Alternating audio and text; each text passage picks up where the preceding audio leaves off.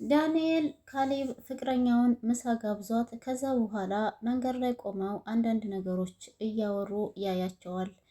እሱም ደግሞ እንግዲህ በዚህ ሁኔታ ቆመው ምንድን ነው የሚያወሩት? ሲጀመር እኔ ሳልነገር ለምንድን ነው እዛ ቤት ለብቻዋ የሄደችው? እያለ እንግዲህ እየተቆጣ ይገኛል። ትሁትንም በመሄዴ ይሄ ውሻ የሆነ ልጅ ፍቅረኛዬን እኮ ምሳ ጋበዛት ብሎ ሲጠይቃት በጣም ትስቅበታለች።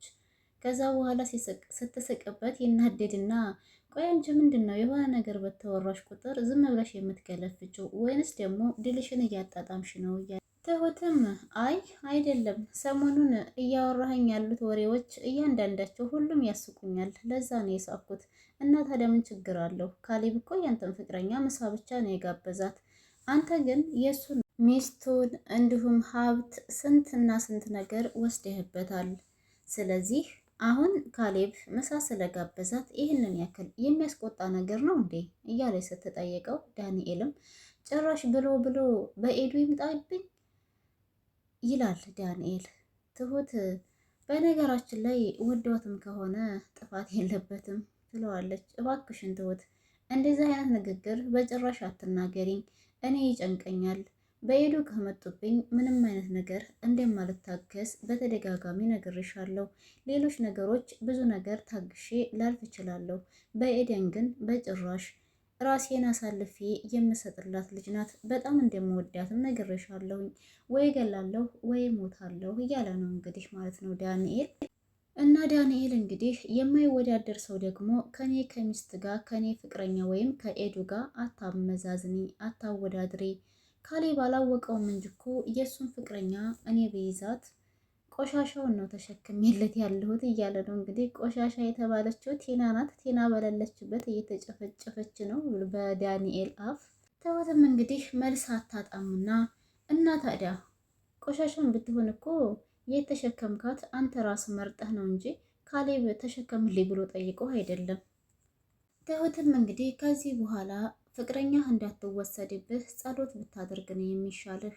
ምክንያቱም ካሌብ እንደምታውቀው ገንዘብ አለው፣ በዛ ላይ ጸባይ አለው። ስለዚህ ምናልባች አንተን ባይ ባይ ብላ ካሌብን ልታገባው ትችላለች እያለች ስትለው አሃ እንደዛማ ከሆነ ቤት አወጣውና ታዲያ የምጨርስለት ብሎ ዛቻ አይነት የሆነ ንግግር ተናግሮ ከትሁት ጋር ተለይቶ ሄዷል። እሺ እንግዲህ በርታ፣ ወደፊት የምናየው ነገር አይደል ብለዋለች ትሁትም። ዳንኤልም እንግዲህ ለፍቅረኛው ስራ ፌል እንዳደረገበት ሲነግራት ያልተጠበቀ መልስ ነበር የመለሰችለት። ዳንኤልም ይህን ስትመልስለት በጣም ተናደደ። እኔ እኮ ስራ የተበላሸ ብዬ ሳወራሽ እንደዚህ ብለሽ ትመልሽልኛለሽ ብዬ ሳይሆን አይዞህ በርታ በቃ ብለሽ ታጽናንኛለሽ ብዬ ነበር፣ ግን እንጂ ያልጠበቅኩትን መልስ ነው የመለሽው ይላታል። ፍቅረኛው ኤደንም አይ እኔ ተገቢ የሆነውን መልስ ያልመለስኩልህ ለእኔ ደስ ስላለኝ ነው። ምክንያቱም ይሄ ስራ ምናልባች ለአንተና ለእኔ የማይጠቅም ነገር ሆኖ ሊሆን ይችላል። የሚጠቅም ነገር ቢሆን ኖሮ እንደዚህ አይበላሽብህም ነበር። እናም ለእኔ ደስታዬ ስለሆነ አላጽናናህም ብለዋለች። የከፋው ሰው እኮ ሲያጽናኑት ደስ ይለዋል። ቢያንስ አይዞህ በርታ፣ ሁሉም ነገር ቀስ በቀስ ይስተካከላል ትይኛለሽ ብዬ ስጠብቅሽ አንቺ ግን ተገላገልክ ብለሽ መለሽልኝ አላት። እሷም ያለችው ስራ ፌል አድርጎብኝ ነው ብሎ ሲላት ተገላገልክ የሚል መልስ ነበረ። ተገላገልክ ያለችበት ምክንያት ደግሞ የራሷ የሆነ ነገር ስላላት ነው። ሰላም ሰላም፣ ድና የተከበራችሁ የቻናል ቤተሰቦች እንዴት ናችሁ? ላይ ሰላም ናችሁ? የደህና ናችሁ ወይ? እኔ ሰላም ነኝ አልሐምዱሊላ። እንዴት ተለመደው ወደ ቻናሌ በአዲስ ቪዲዮ ተከስቻለሁ። ቤተሰብ ቪዲዮን ስጀምሩ በላይክ ጀምሩት። የግፈኛዋ ሚስትና የሰራተኛዋ ፍጥጫ የሚለው ድራማ እንደቀጠለ ነው። ዛሬ ላይ እንግዲህ ዳንኤል ያው ካሌብ ለምንድን ነው ፍቅረኛዬን ምሳ የጋበዛት ብሎ በጣም እየተናደደ እየተበሳጨ ይገኛል። እንዲሁም ደግሞ እዛ ቤት በተደጋጋሚ የምትሄድበት ምክንያትስ ምንድን ነው ያለ ጥያቄ ፈጥሮበታል። ለትሁትም ደግሞ ይሄ ውሻ የሆነ ልጅ እኮ ፍቅረኛዬን ምሳ ጋበዛት ብሎ ሲያወራት እሷም ደግሞ ምን ችግር አለው አንተ የእሱን ሚስት ሌላም ሀብት ጨምረህ ወስደህበት የለ ወይ? ካሌብ ምንም ያለው ነገር የለም። እሱ ደግሞ ያንተን ፍቅረኛ ምሳ ብቻ ነው የጋበዛት እንጂ የተለየ ነገር ያደረጉት ነገር የለም ትለዋለች። እንደዚህ አይነት መልስ ከዚህ በኋላ እንዳትመልሽልኝ፣ እኔ በኤደን ከመጡብኝ ራሴን አሳልፍ ይሰጣለሁ። ኤዱ የኔና የኔ ብቻ ናት እያለ ነው እንግዲህ እንደዚህ የሚፎክርላት። ፍቅረኛው ግን ዛሬ ላይ እሱ ተበሳጭቶ ባለበት አጋጣሚ ያም ደግሞ ስራ ፌል አድርጎበት ሄዶ ለእሷ ሲነግራት እሷ ግን ተገላገልክ የሚል መልስ ስትመልስለት በጣም ይበሳጫል።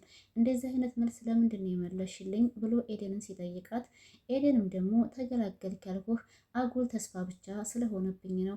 ሁልጊዜ ተስፋ ትሰጠኛለህ፣ ግን ያ የሰጠኸኝ ተስፋ ተግባር ላይ ሲውል አይቼው አላውቅም።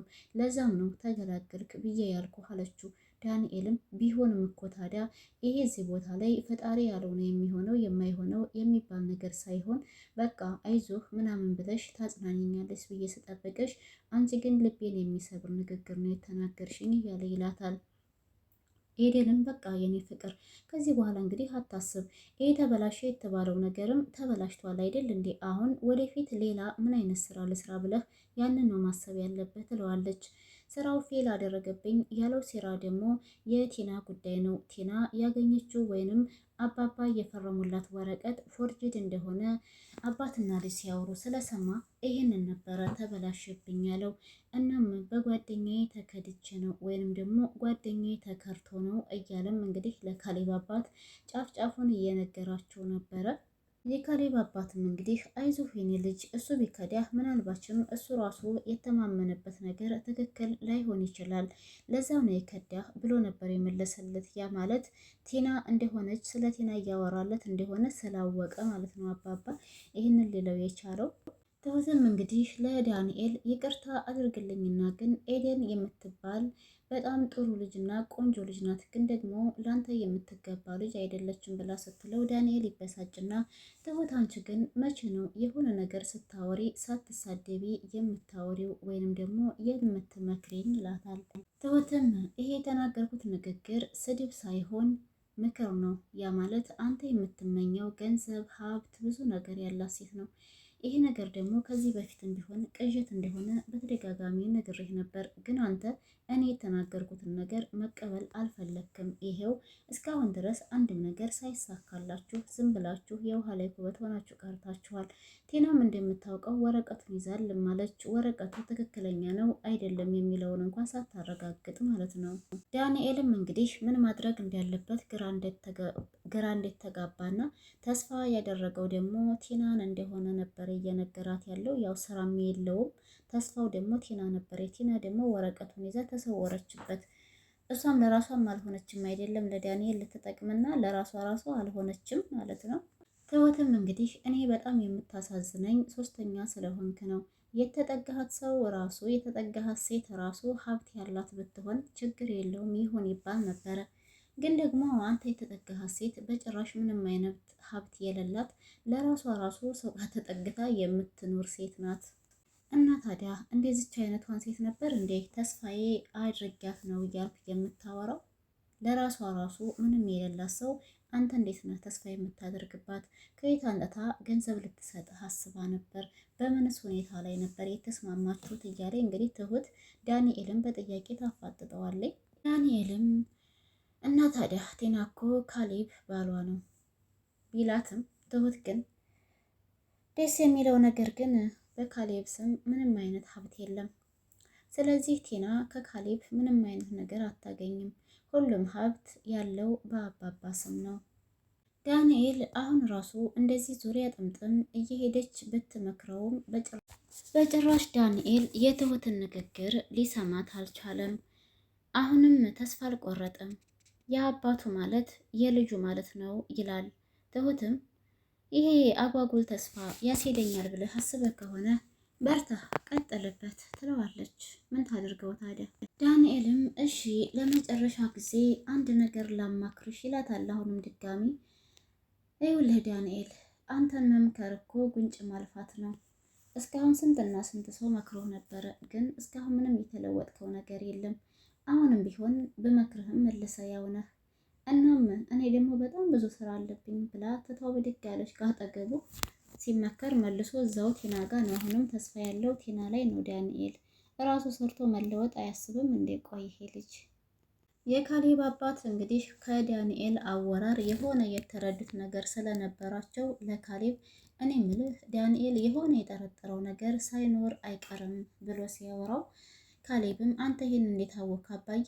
ምን ይጠረጥራል? ምንስ ነው የሚጠረጥረው? እንዴትስ ነው የሚጠረጥረው? እያለ ሲጠይቀው ትሁት ቡና እያፈላችላቸው አጠገባቸው ቁጭ ብላ ስለነበረ ትሁት እኮ ምንድን ነው ዳንኤል እኮ ስለ ቤቱ አውቋል አለች ማለት ነው። ከዛ የምርሽን ነው እንዴት አወቀ ይልና ካሌብ ድንግጥ ይላል። አዎ በቀደም ለታ አንተና አባዬ ስታወሩ ከኪችን ሲመጣ እሱ ሰምቷችኋል ትለዋለች። የካሌብ አባት አላልኩህም? እኔ ሲጀመር ከአወራሩ ተረድቼዋለሁ የሆነ ያወቀው ነገር እንዳለ አለ ማለት ነው ለካሌብ። እንግዲህ እንኳንም አወቀ ቢያቅም ምንም አያመጣም ነው ያለው እንግዲህ ካሌብ። አዎ ዳንኤል ምን ያመጣል ድሮስ ታዲያ በእናንተ ሀብት። ለማንኛውም ቤተሰብ እዚህ ድረስ ይበቃናል። ላይክ፣ ሸር፣ ሰብስክራይብ